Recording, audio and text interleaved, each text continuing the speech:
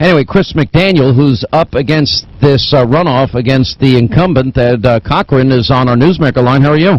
Doing well, Sean. Thanks for having me. Thank you for the endorsement as well. It's an honor. Well, you know, it's pretty interesting to me that on the day that Eric Cantor lost, that your opponent, who's a pretty establishment guy, Ed Cochran, actually went out there and started saying that you were an extremist. Yeah, a very unusual statement from him, considering the fact there's nothing extreme about a balanced budget. There's nothing extreme about following the dictates of the Constitution. I mean, after all, I'm a Reaganite, and I don't see any extremism there. I see Americana there. I see patriotism there, and frankly, I'm proud to be a conservative, and I'm not going to apologize for that. Well, let me ask you, because what is the difference? What would be the difference between you being the senator from Mississippi and Thad Cochran, who's currently the senator from Mississippi? Well, Senator Cochran has never met an expansion of government he didn't like. Whether it's the bailouts, whether it's carve-outs, whether it's raising the debt ceiling 11 times over the last 13 years, he's voted for higher income taxes, higher gas taxes, higher internet taxes. If you can imagine a Republican that wants to expand the size and the scope of the central government, that's who Thad Cochran is. I am not that guy. And furthermore, Sean, Senator Cochran hasn't led a single charge against Barack Obama. And that's truly unfortunate, because Mississippi is the most conservative state in the Republic. It deserves the most conservative senator in the Republic. And this president is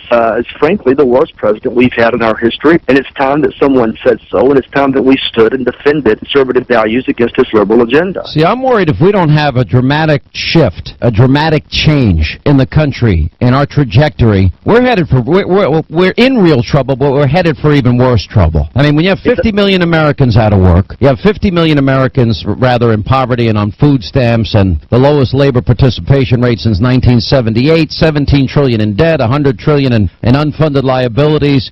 And this is what frustrates me. And I look at these guys, and they run in Washington, and they say all the right things, and they're going to repeal and replace Obamacare. And then when they actually have the opportunity to join somebody like Ted Cruz, everybody gets mad at Ted Cruz for doing the very thing that they themselves said that they were going to do when they were running for office. That's absolutely. Yeah. Absolutely. And Senator Cochran did the same thing. He voted to fund Obamacare twice. What we have to do as conservatives, we have to learn to fight again. We are a party of bold colors, not pastels. We have to be warriors. We have to have courage. And if we will stand for conservative principles and values, I promise you the people will follow. What we need is a positive vision for our future. And we know what that is. The Constitution is a roadmap to prosperity, for jobs, for a better economy, for a better future for our children. Now is just the time to stand, draw a line in the sand, and say no more. No more surrender, no more compromise. It's time to defend our way of life. You know, I keep talking about conservative governors, and I'm looking at Rick Perry, and I'm looking at Rick Scott, and I'm looking at Bobby Jindal, and I'm looking at Scott Walker, and Nikki Haley, and Susana Martinez, and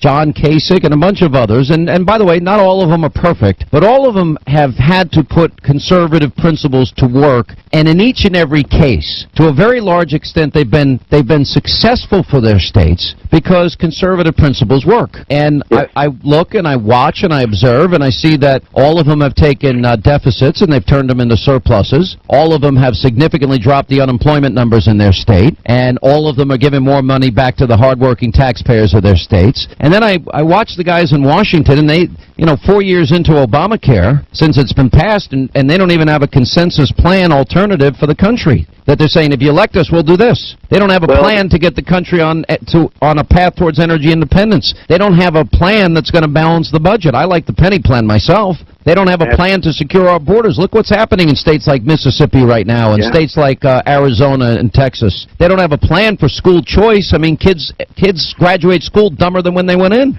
Well, that's part of the problem. We have a group in Washington that are more concerned about self-preservation and getting reelected than they are doing the right thing. We know what works in this country. Liberty and freedom always works. The Constitution always works. Balanced budgets. It's a matter of common sense governance. And we haven't had common sense in Washington in a long, long time. But, Sean, you're right.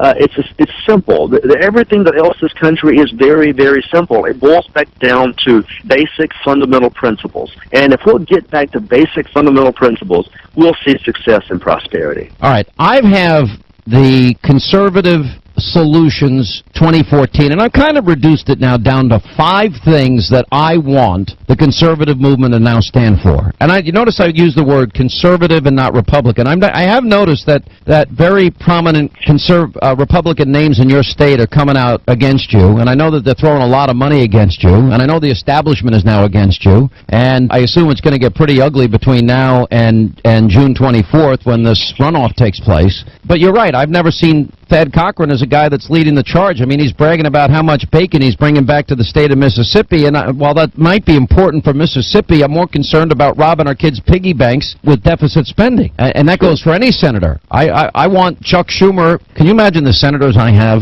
Can you imagine I have a governor that doesn't even want me in my home state of New York, you know? It's pretty pathetic. What are your top 5 agenda items, and how do you get there? Oh, that's really easy. It's a combination of basic fundamental principles, but the first one has to be a complete repeal of Obamacare. It's just common sense. What do you replace it with? You replace it with fundamental principles and common sense. Here's what it boils down to. There are at least 4 Republican plans right now that are being debated in Washington. It's time to coalesce around a more free market approach to health care, whether that be portability, whether that be competition across state lines, whether it be additional tort reform. Focus on free market principles, and you'll see the answers to everything that else in this country.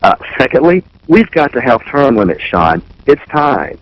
These career politicians are bankrupting this country. We have to shake up Washington, D.C. Third, I would love to see a balanced budget amendment. I'm tired of hearing politicians tell us they're going to balance the budget. Would you support the penny plan? I'm sorry? Would you support the penny plan where you cut 1 penny out of every dollar government spends? Yeah, why not? It's a common sense approach that scales back the size and scope of government and gives us more control over our lives. I support any plan that reduces the scope of government and gives back the people their power. The power belongs to the people in the states, Sean, not to the central government. All right, so give me your other 2 items. Couple more. We have to have tax reform across the board. The idea that there would be marriage penalties or parent penalties or even a death tax. That death tax needs to be repealed outright.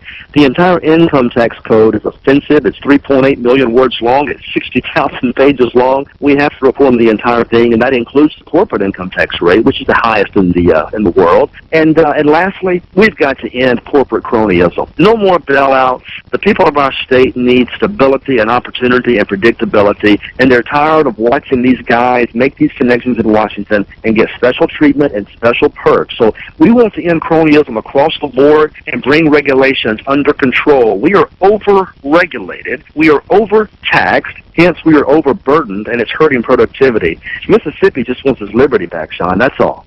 Yeah, I hear you. All right, Chris McDaniel, thank you for being with us. And